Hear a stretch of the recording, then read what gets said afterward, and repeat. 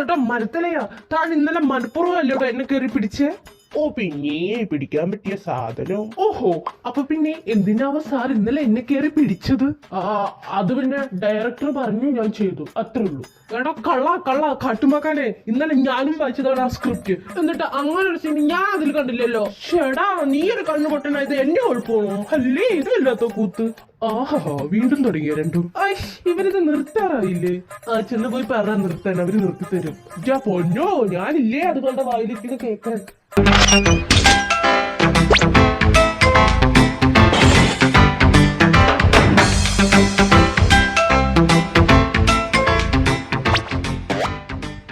അല്ല, ഇവര് ശരിക്കും ഫ്രണ്ട്സ് ടു ലവേഴ്സ് തന്നെയാണോ?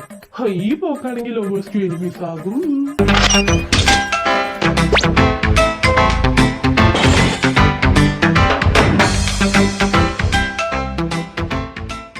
എന്താടാ നിനക്ക് വയ്യേ?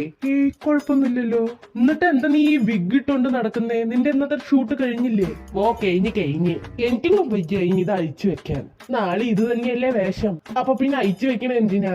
ആ നേരം പോയി കടന്നുറങ്ങാം. ആഹാ, നല്ലത്. എടാ ഹോബി, ഞാനിതങ്ങ് സ്ഥിരമാക്കിയാലോ എന്ന് ആലോചിക്കുക. ജിമ്മിച്ചന്റെ യുഞ്ചിമോളെ, നിന്റെ അച്ഛൻ കിം ഡയാങ്, ജാൻ ജോങ്കുക്ക്. ഓ, ഒന്നും മിണ്ടാതിരിന്റെ ശവങ്ങള്. ഓ, ഇയാള് വലിയ ആള്. എന്താന്ന്? അല്ല, ജിന്നേട്ടൻ വലിയ സുന്ദരനാണെന്ന് പറയുവായിരുന്നു. ഓ, ഈ ജീവൻ എനിക്ക് ഇതുപോലെ സത്യങ്ങളൊക്കെ പറയുന്ന അറിയാലേ. ഇടയ്ക്ക് ഇതുപോലെ കള്ളവും. Keep it up Jimina, keep it up. Thank you ജിന്നേട്ടാ. ഗായ്സ്, നമ്മുടെ അടുത്ത FF ന്റെ സ്ക്രിപ്റ്റ് കിട്ടി കേട്ടോ.